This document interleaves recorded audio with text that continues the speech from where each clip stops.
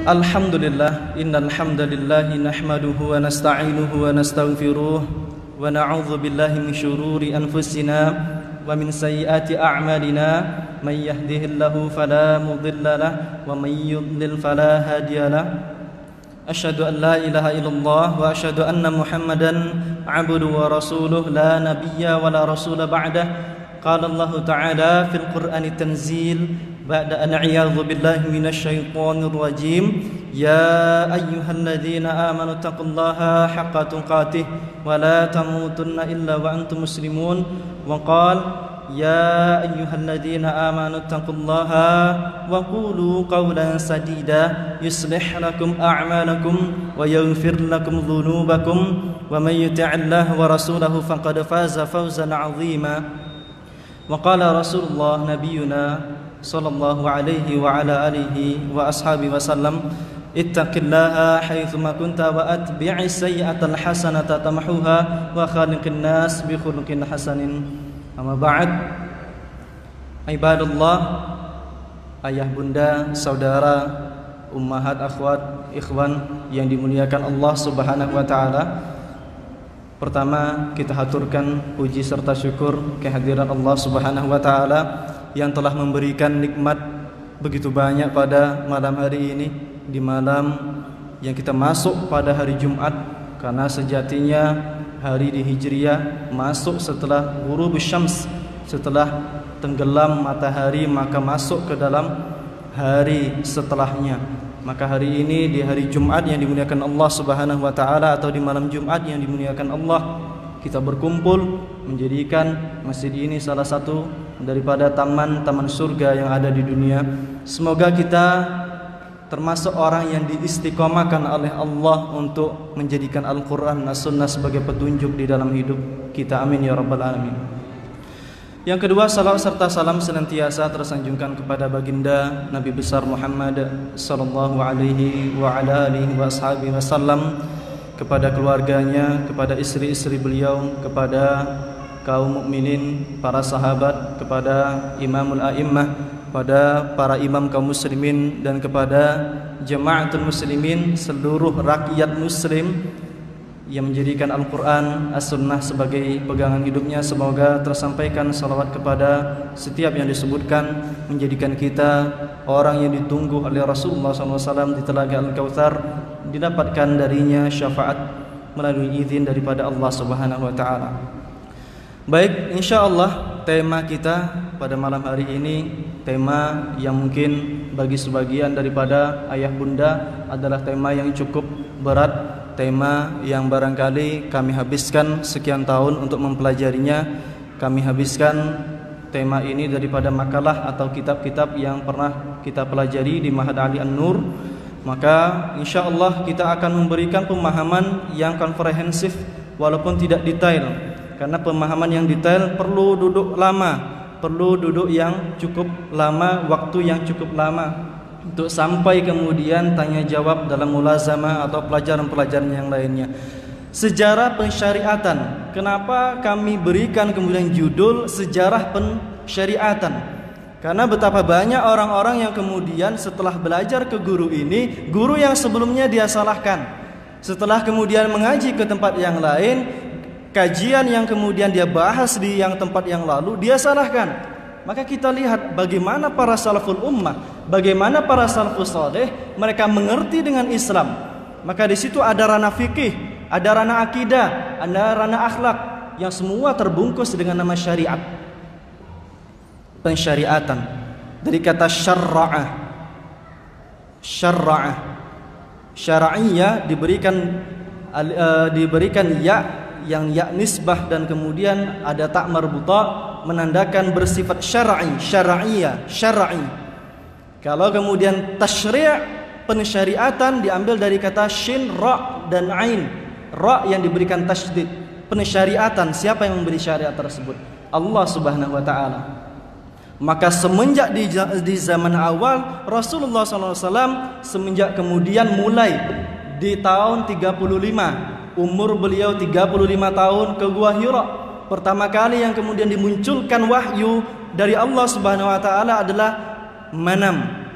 yaitu tidur mimpi melihat adanya falaq, yaitu gelapnya malam yang kemudian tersingkirkan, seperti kita mengupas buah mangga misalnya, kulitnya kemudian terkupas falak, seperti itu kemudian terlihat mimpi cahaya yang datang menutup daripada malam dari Rasulullah SAW. Tahun 40 Rasulullah SAW didatangi oleh Jibril alaihissalam, faghattani, kemudian dipeluk Rasulullah SAW, iqra, disuruh mengatakan baca. Rasulullah SAW tidak mampu, ma'ana biqari. 3 kali sampai sesak dada Rasulullah SAW. Diketuk pintu rumah Khadijah radhiyallahu anha, diselimuti. Maka muncul ayat Muddathir, muncul ayat Muzammil yang diselimuti.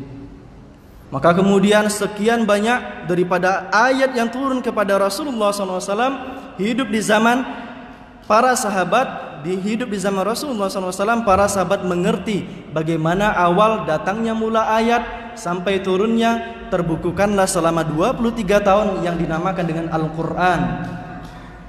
Al-Quran yang diturunkan berangsur-angsur dari Al-Amin melalui Allah Subhanahu wa taala, dari Allah Subhanahu wa taala yang dipercaya melalui Ruhul Amin yang dipercaya Jibril alaihissalam, sampai ke Al-Amin Rasulullah sallallahu alaihi wasallam yang dipercaya sampai kepada Rasulullah SAW. Maka di situ Ibnu Abbas mengatakan, aku sungguh tahu setiap ayat yang dikatakan disampaikan oleh Allah kepada Rasulullah, di mana turunnya, dalam hal apa sebabnya, apa asbabun nuzulnya, tahu bagaimana kemudian sebab daripada syariat, bagaimana Al-Quran itu turun. Dibukukan Al-Quran, dibahas di situ yang mardud, dibahas nasikh wal mansukh, dibahas kemudian asbabun nuzul, dibahas kemudian fahmul ma'ani. Maka muncul ulumul Quran, dan salah satu daripada ilmu di dalam Al-Quran adalah tafsir. Sedangkan tafsir yang kita anggap besar adalah salah satu pentolan di dalam ilmu ulumul Quran. Maka ulumul Quran kemudian ditadwin, dibukukan ilmu Al-Quran di zaman Utsman bin Affan. Pernah seluruh Quran yang kemudian ada yang berbeda-beda dibakar, dijadikan satu mushaf, dinamakan dengan mushaf Utsman. Maka dari situ kemudian hidup Rasulullah SAW meninggal dunia, hidup para kekhalifahan, Khalifah Bani Umayyah, Khalifah Abbasiyah. Muncul kemudian ada Ahlul Hijaz, ada Madrasatul Hijaz, madrasah daripada para sahabat yang mendirikan adanya majelis-majelis ilmu di Makkah dan di Madinah. Kita kenal kemudian ada sab'atu fuqaha, ada 7 daripada fuqaha yang ada di Madinah. Salah satunya Sa'id bin Musayyab, kemudian Kharijah dan yang lain sebagainya. Abdurrahman yang satunya. Ada 7 fuqaha. Ahlul Hijaz, ada sahabat yang kemudian pergi ke Syam, madrasah di Syam. Ada yang kemudian pergi ke Kufah, ada yang pergi ke Basrah. Muncul kemudian Ahlur Ra'yi, Madrasatul Ra'yi. Muncul kemudian adanya perbedaan-perbedaan pendapat. Mereka jauh dari zaman Rasulullah SAW. Dicari kemudian hadis-hadis yang paling pernah mereka temukan, mereka dengarkan dari Rasulullah atau dari para sahabat. Meninggal para sahabat, muncul kemudian ada majelis-majelis ilmu yang didirikan oleh tabi'in. Sebagaimana kami sebutkan tadi, majelis-majelis ilmu setelah meninggal para sahabat yang berpencar di seluruh amsar, di penjuru daripada dunia, sampai kita dapatkan bahwasanya jejak daripada Sa'ad bin Abi Waqqas ada di Baras di Medan, salah satu jejaknya. Kita lihat bagaimana para sahabat kemudian memahami daripada perbedaan-perbedaan pendapat yang ada. Beristihad, pernah beristihad ketika Rasulullah SAW bersabda, al-malaika lam tada' aslihatahum. Para malaikat setelah perang Ahzab, para malaikat belum meletakkan daripada senjata mereka. Maka kalian jangan letakkan senjata kalian. Wala yusalliyanna ahadukum hatta wasala fi bima ma'na, sampai di tempat Bani Quraizah, di tempat Yahudi saat itu. Maka kemudian jangan sholat asar. Wala yusalliyanna al-asr ahadukum, jangan sampai sedikit pun kalian ada yang sholat asar kecuali sampai di Bani Quraidah. Di tengah-tengah perjalanan para sahabat hidup di zaman Rasulullah SAW sudah mulai beristihad, adanya perbedaan pendapat di situ.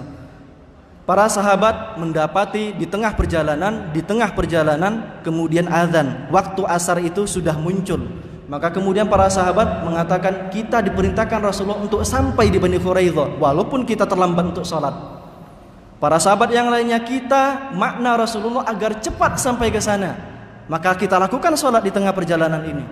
Maka kemudian sebagian sholat, sebagian melanjutkan perjalanan sampai ghurubus syams, sampai tenggelam matahari, baru mereka melaksanakan sholat di Bani Quraidah, dan itu telah tenggelam matahari. Diadukan kepada Rasulullah SAW, ya Rasulullah, tadi kami berselisih pendapat, bagaimana pendapatmu? Yang sholat di tengah jalan betul, yang sholat sampai Bani Quraidah betul. Ditakrir oleh Rasulullah SAW. Setelah meninggal para sahabat Rasulullah, kemudian setelah meninggal kemudian para tabi'in, muncul para a'immah. Muncul para a'immah, adanya imam-imam kaum muslimin. Muncul imam-imam kaum muslimin, mulai pembukuan daripada hadis. Hadis disampaikan dari telinga ke telinga, disampaikan dari mulut ke mulut. Maka kemudian tahun 80 Hijriah, tahun yang sangat menakjubkan, lahir Abu Hanifah rahimahullah, pentolan pendiri daripada mazhab Hanafiyah. Tahun 80 Hijriah, 13 tahun setelahnya lahir Imam Malik. Abu Hanifah bernama Nu'man bin Thabit bin Zuta al-Kufi, lahir 80 Hijriah, seorang yang lahir di Kufah. Lahir di Kufah, hanya mendapati di dalam hidupnya, semasa hidupnya ada 4 sahabat yang tinggal hidup bersamanya, namun tidak pernah jumpa dengannya. Walam yalqahum ahad, tidak berjumpa. Salah satunya dengan Anas bin Malik. Anas bin Malik berumur panjang, anaknya banyak, sampai disebutkan Anas bin Malik mempunyai anak sekitar 120 orang.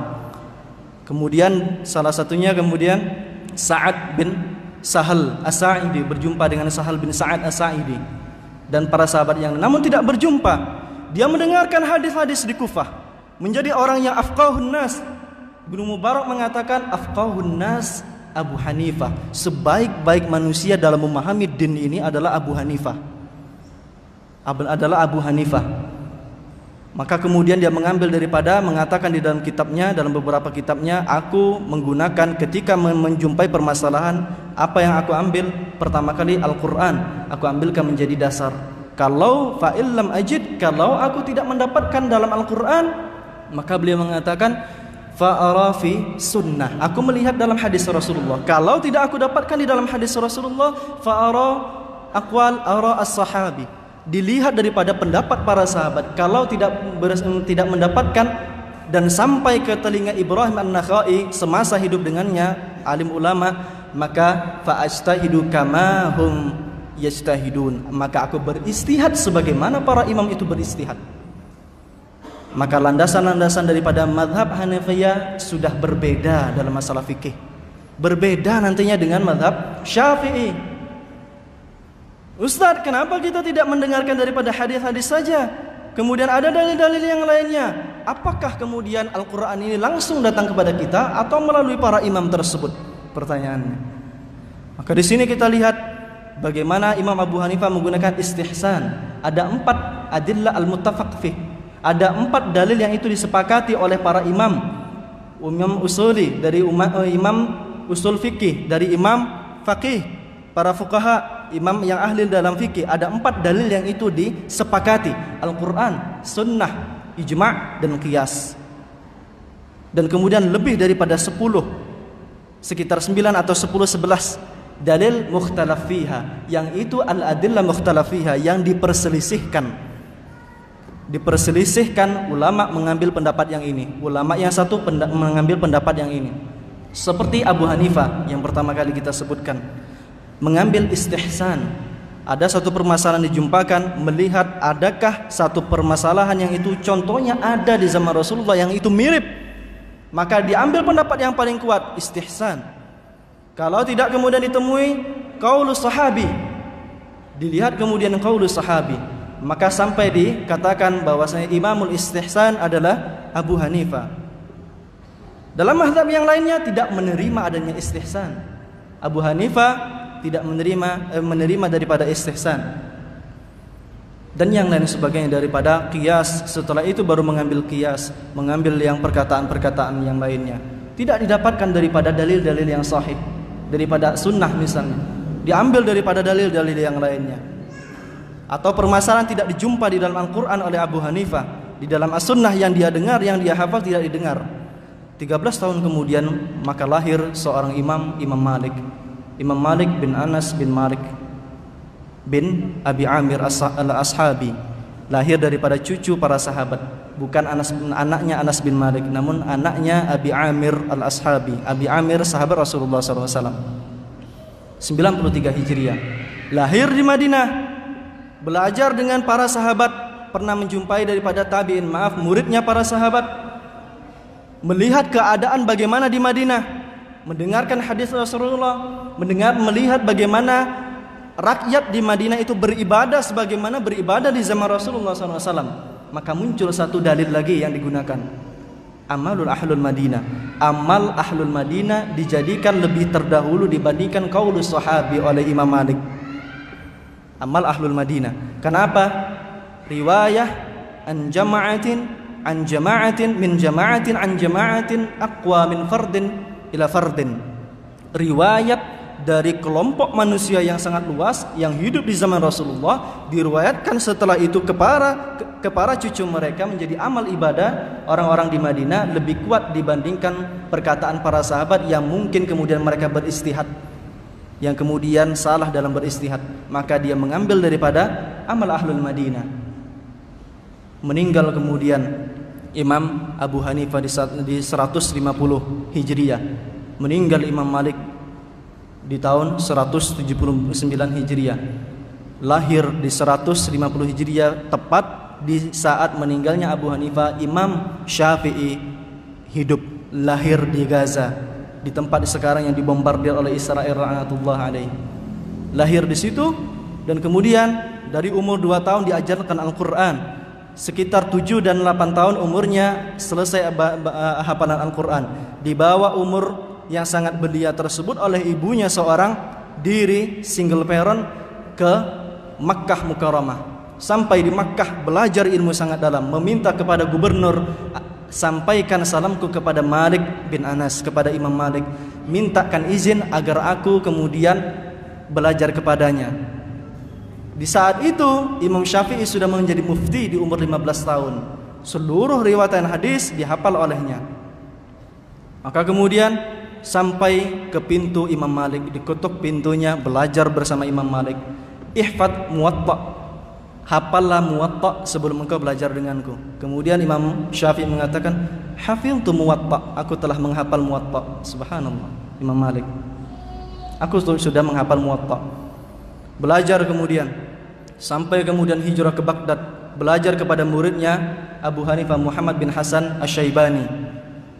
Maka kemudian Imam Malik, Imam Syafi'i kemudian membuat satu mazhab, satu pendirian, pembukuan terhadap mazhabnya sendiri, mazhab Syafi'iyah, yang itu lebih menguatkan daripada masalah mursalah dan qaulus sahabi, menggabungkan daripada ara dan nusus, menggabungkan daripada ahlul ra'yi dan ahlul athar, menggabungkan daripada para ulama yang memegang kuat hadis dan para ulama yang kemudian memegang kuat daripada pendapat-pendapat yang itu tidak dicerminkan di dalam hadis ataupun Al-Quran. Terbentuk satu mazhab baru, Syafi'i. Lahir kemudian 164 Hijriah, 14 tahun setelah Imam Syafi'i hidup seorang Imam Ahmad bin Hanbal. Imam Ahmad bin Hanbal bin Hilal Asy-Syaibani lahir di Baghdad, seorang ulama yang luar biasa. Para ulama mengatakan a'azzul Islam, a'azzallahu Islam, Allah memuliakan Islam oleh 2 orang. Abu Bakar yaumur riddah, dimuliakan Islam dengan Abu Bakar di hari-hari saat itu kaum muslimin banyak yang keluar daripada Islam ketika dipaksakan untuk memberikan zakat. Wa bi Imam Ahmad wa Ahmad bin Hanbal, dan dengan Ahmad bin Hanbal yaumal mihnah, di hari-hari semua orang mengatakan Al-Quran adalah makhluk, maka beliau tetap kekeh mengatakan Al-Quran adalah kalamullah. Maka terjaga, disebut beliau Imam Ahmad bin Hanbal dengan Imamu Ahlus Sunnah wal Jamaah. Beliau tidak mengambil daripada qaulus sahabi. Beliau memberikan pembedaan di dalam hadis hanya sahih dan dhaif. Dhaif, sahih dan dhaif. Dhaif bukan berarti kemudian masuk ke dalam hal yang mungkar atau yang dusta, namun dhaif dalam hal rawi. Misalnya ada didapati sifat rawi tersebut dia tidak menggunakan kupluk, tidak menggunakan peci, kemudian dilemahkan riwayatnya untuk menjaga kemudian keautentikan daripada hadis tersebut. Sekian banyak daripada hal seperti ini. Muncul para mujtahid setelahnya. Muncul ilmu fikih, muncul ilmu usul fikih, muncul ilmu usul hadis, muncul ilmu hadis. Dalam hadis ada, dalam periwayatan ada rijalul hadis, ada kemudian tentang fahmul hadis, fiqhul hadis.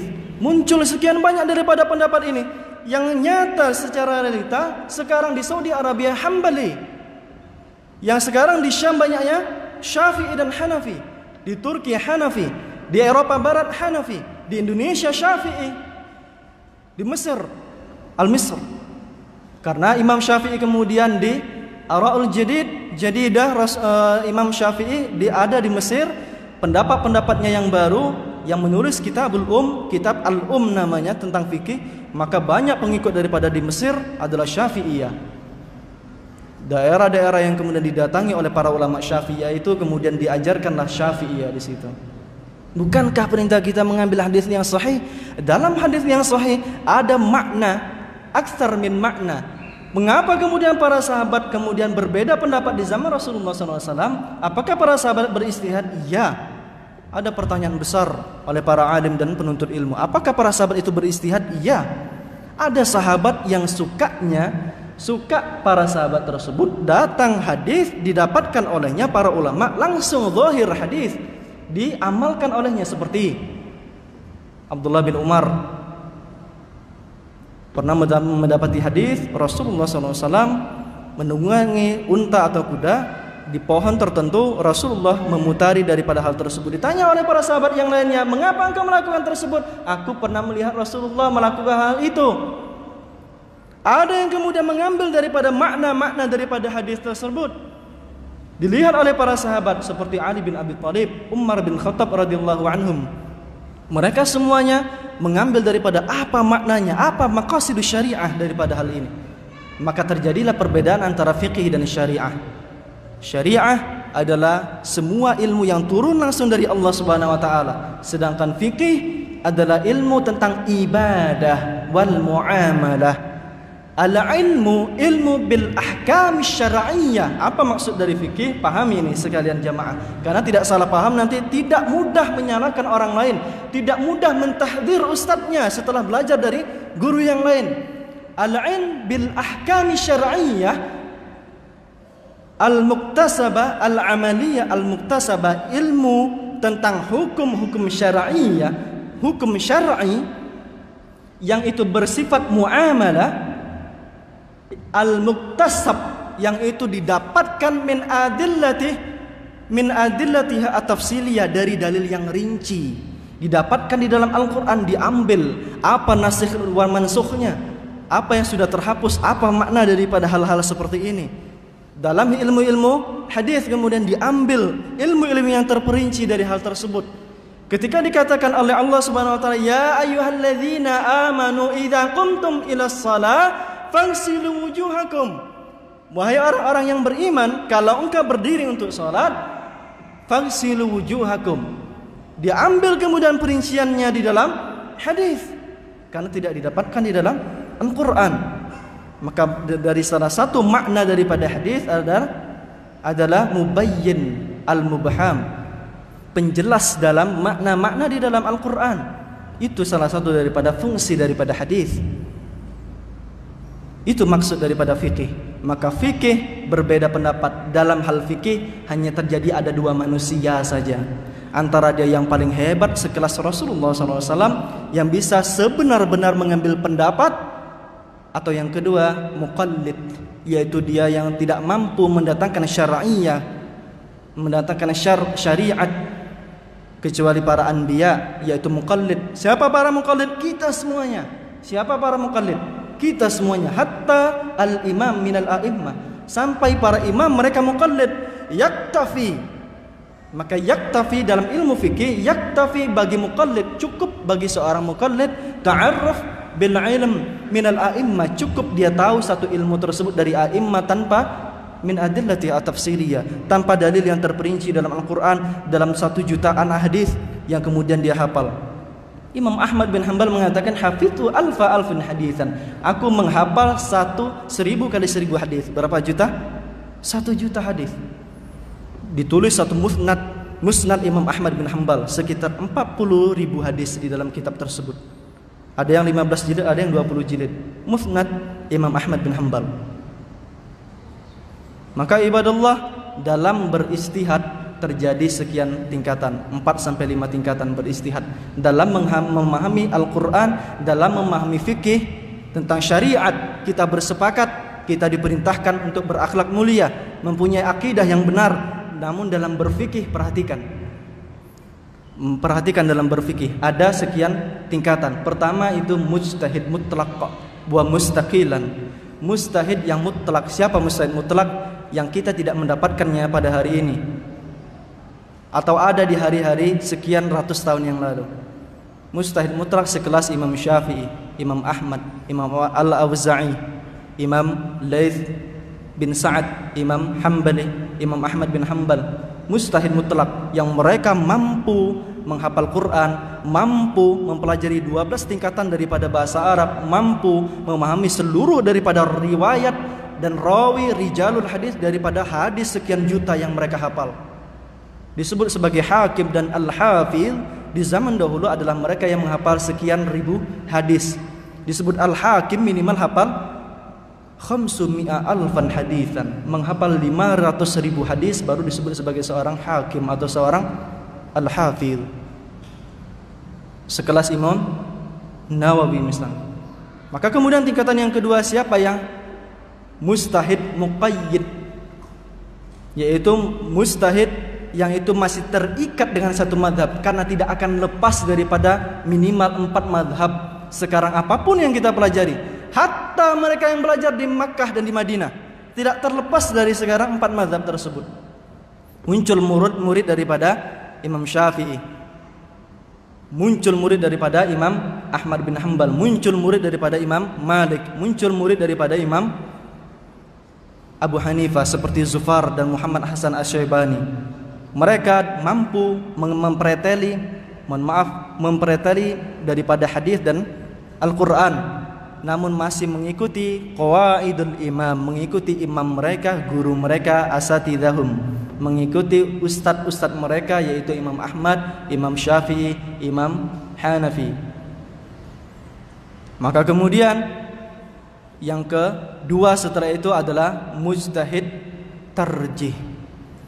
Siapa yang kemudian mujtahid muqallid, mujtahid yang itu masih mengikuti daripada pendapat, tidak mampu mendatangkan qawaid, yaitu seperti As-Sarakhsi dalam Al-Mabsut, dalam kitab Al-Mabsut diterangkan beliau adalah pengikut daripada Imam Abu Hanifah. As-Sarakhsi di bawah tingkatan yang ketiga daripada yang beristihad, tidak mampu kemudian membuat daripada kaidah-kaidah yang baru yang baku.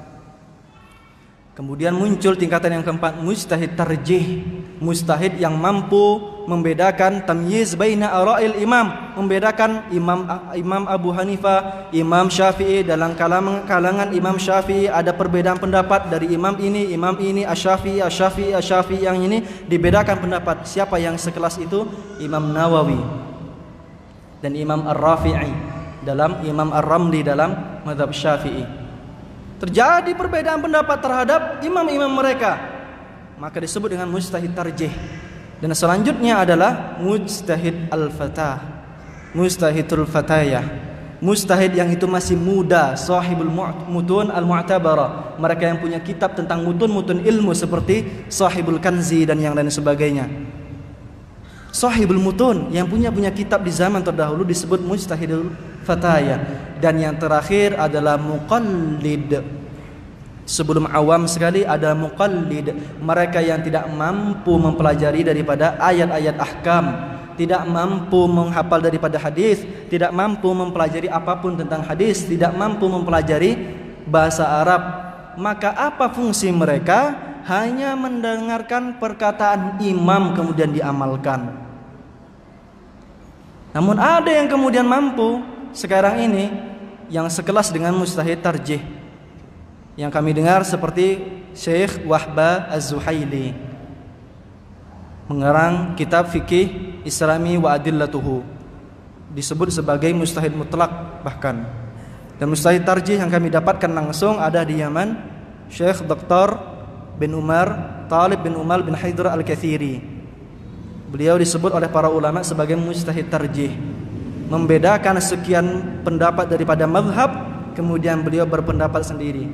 Salah satunya lainnya adalah Qadi Amrani, umurnya 105 tahun di Yaman. Qadi Amrani, kalau beliau berfatwa ditanyakan satu permasalahan, apa hukum ketika aku ini dan seperti ini, maka dijawab oleh beliau, qala Malik fi kitabil Muwatta hakadha wa qala Syafi'i fi kitabil hakadha. Imam Malik mengatakan di dalam kitabnya Muwatta seperti ini, Syafi'i mengatakan di dalam kitabnya seperti ini, Abu Hanifah di dalam kitabnya pendapatnya seperti ini, Malik dan kemudian yang lain sebagainya mengatakan seperti ini, Hambali mengatakan dalam kitabnya seperti ini. Wa ana ajtahidu Allahu a'lam bisawab, dan sedangkan aku beristihad, Allahu a'lam bisawab, kata beliau. Kalau sudah beristihad disebutkan astahidu Allahu a'lam bisawab, maka permasalahan ini hukumnya seperti ini, penyelesaiannya seperti ini, sampai seperti itu. Itulah kemudian yang dinamakan dengan fikih. Fikih majal yang amat luas. Jangan heran kemudian kita pergi ke daerah Maroko, pergi ke Maghrib, mendapati orang-orang yang ketika bertakbir di saat iftitah tidak bersedekap, melepaskan daripada tangan. Sah salatnya, sah. Idza qumtum ila shalah, perkataan yang menjadi rukun adalah idza qumtum ila shalah, jikalau engkau berdiri untuk melakukan salat. Berdiri adalah salah satu rukun di dalam salat. Sah melakukannya. Terjadi perbedaan-perbedaan misalnya dalam tasyahud. Julus 'inda tasyahud, duduk ketika tasyahud. Misalnya kita masuk ke dalam permisalan dan percontohan. Berbeda kemudian ahlul Hijaz dan ahlul Kufah. Ahlul Athar dan ahlul hadits dan ahlul ra'yi. Berbeda pendapat. Ahlul hadits mengatakan duduk di saat tasyahud adalah iftirash, membentangkan kaki kiri, duduk di atas kaki kiri, telapak kaki kiri. Ahlul ra'yi mengatakan duduknya tawaruk, ayajlis ala warakil yusra, duduk di, mohon maaf, bokong yang sebelah kiri.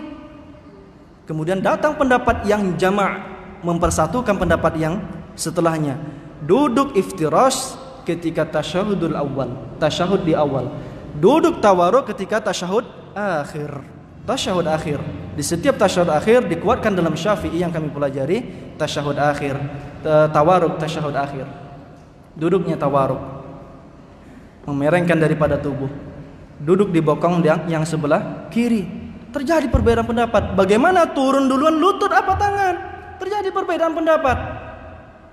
Sekian sahabat meriwayatkan di dalam satu kitab Sunan Abu Dawud, sama-sama di Sunan Abu Dawud terjadi perbedaan pendapat. Rasulullah pernah kemudian turun untuk bersujud dengan kaki duluan, lutut duluan.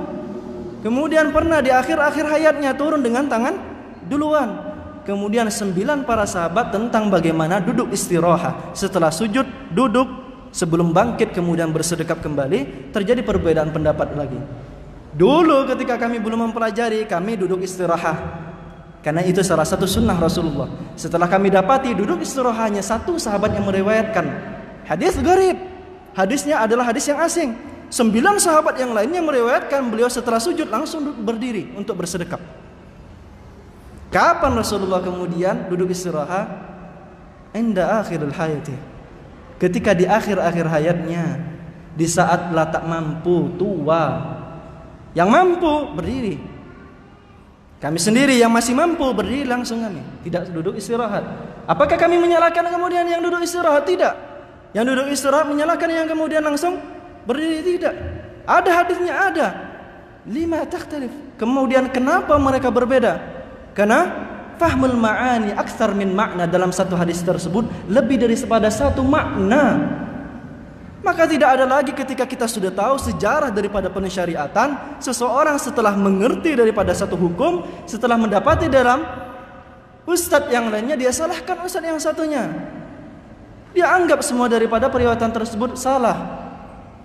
Dia anggap pendapat ustadz-ustadznya yang dulu salah. Wallahi kami pernah mendapati satu golongan di Yaman yang mereka beberapa lulusan ada sekarang di Jakarta, ada di daerah Aceh. Lulusan daripada satu tempat tersebut tidak mengatakan satu ilmu kecuali mereka mentahdzir, mewanti-wanti, jangan ke ustadz situ salah pendapatnya. Jangan ke ustadz situ itu salah pendapatnya. Wallahi kami dapati sampai di pelajaran mawarith tentang warisan saja. Tidak kemudian mereka menyampaikan tentang pendapat tersebut kecuali tahdzir yang lainnya. Muncul ahlu tahdzirin. Mereka tidak menyetujui adanya yayasan-yayasan bid'ah, kata mereka, yayasan-yayasan yang ada. Tidak diperbolehkan menggunakan mic, bid'ah. Ada yang seperti itu. Namun ada yang mutawassit. Ada yang pertengahan daripada pendapat-pendapat tersebut. Maka sering kami sampaikan ketika kami mengajarkan daripada matan Abu Syuja' tentang masalah fikih, maka perhatikan kami banyak menyampaikan pendapat-pendapat para imam, tidak langsung mengatakan hadis dalam Rasulullah SAW dalam Bulughul Maram atau dalam Umdatul Ahkam. Dan perhatikan ketika ada pendapat-pendapat tersebut, bukan kita mendahulukan pendapat para imam, namun kita belajar bagaimana para imam itu mengerti tentang hadis, mengerti tentang Al-Quran, mengerti tentang riwayat-riwayat yang ada tentang din kita. Sudah paham sampai di sini? Sudah paham perbedaannya? Syariat tentang akidah. Kalau kita bersepakat tentang syariat, maka yuk kita sama-sama perbaiki akhlak. Kalau kita sepakat tentang syariat, yuk ahlul kiblat genggam tangan ahlul kiblat. Mereka yang masih sholat karena satu akidah dengan kita. Kalau tidak didapatkan yang nufatul akidah, yang menentang daripada akidah-akidah tersebut, yang membatalkan daripada akidah tersebut, pelajari tentang sejarah-sejarah pensyariatan ini. Karena dengan mempelajari hal-hal seperti ini akan mengerti bagaimana kita akan bersikap. Mendapati perbedaan, tanya. Seorang alim mengatakan 75% permasalahan itu muncul gara-gara komunikasi. 75% pula permasalahan selesai dengan komunikasi. Tidak kemudian ukhuwah dipecah belah sampai kemudian orang-orang yang hampir dia melangkahkan kaki ke masjid tidak jadi. Karena apa? Karena mereka yang di masjid sudah bertengkar masalah kunut, sudah bertengkar masalah gerak tangan ketika tasyahud. Bagaimana kemudian aku mendekatkan diri kepada Allah karena mereka bertengkar? Pahami perbedaan ini. Dan kemudian kita pelajari tentang pentingnya adab menuntut ilmu dalam mempelajari syariat-syariat ini.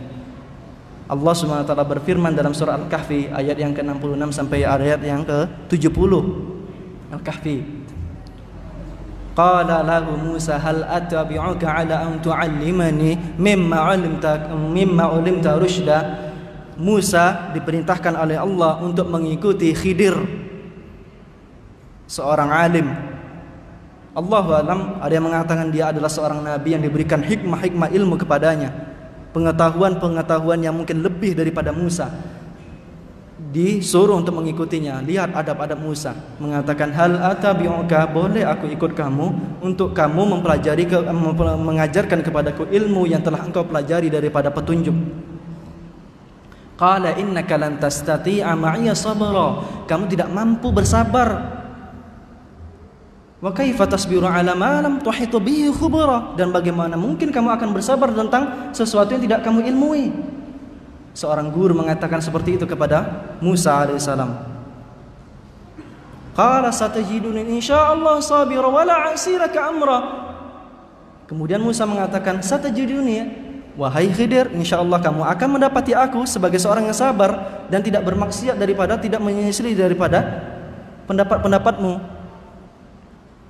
Qala fa in ittaba'tani fala tas'alni an syai'in hatta uhditsa laka minhu dzikra. Baik, kalau kamu ikut aku, jangan tanya apapun kecuali aku telah menjelaskan permasalahan tersebut. Maka salah satu adab seorang alim, seorang penuntut ilmu kepada gurunya adalah minta izin kalau ingin belajar ilmu tersebut. Kemudian minta bimbingan daripada guru tersebut. Kemudian kalau sudah mendapatkan ilmu dari guru tersebut, dan kemudian kita sambung sedikit, kalau kemudian berbeda pendapat dengan guru yang sebelumnya, maka dihargai pendapat guru yang sebelumnya. Ketika berbeda daripada pendapat, tidak menanyakan sesuatu yang menyusahkan daripada guru, tidak membebani mereka daripada banyak-banyak pertanyaan yang itu dipusingkan dalam Al-Quran dan As-Sunnah. Ibadallah yang dimuliakan Allah Subhanahu wa taala, pelajari adab-adab tentang penuntut ilmu. Tidak kemudian ketika dia tahu dalam satu pendapat dari YouTube. Siapa syekhnya sekarang? YouTube, Google. Iya, kalau dia ikuti dari pelajaran dari awal sampai akhir seorang syekh, seorang ustaz tersebut. Ambil satu guru. Seorang penuntut ilmu mempunyai adab mengambil daripada guru. Ibadallah yang dimuliakan Allah Subhanahu wa taala, ternyata cukup panjang. Kami pikir masih ada waktu untuk tanya jawab. Maka mungkin kalau ada yang ingin bertanya setelah kajian, setelah salat Isya, ibadallah yang dimuliakan Allah Subhanahu wa taala, ini daripada kajian kita pada malam hari ini. Maka ada kebenaran datang dari Allah dan Rasulnya, ada kesalahan datang dari kami pribadi. Semoga dimaafkan oleh Allah dan dimaafkan oleh para jamaah sekalian. Kita tutup dengan doa kifaratul majlis. Subhanakallahumma wa bihamdika asyhadu an la ilaha illa anta astaghfiruka wa atubu ilaik. Wabillahi taufiq wal hidayah. Wassalamualaikum warahmatullahi wabarakatuh.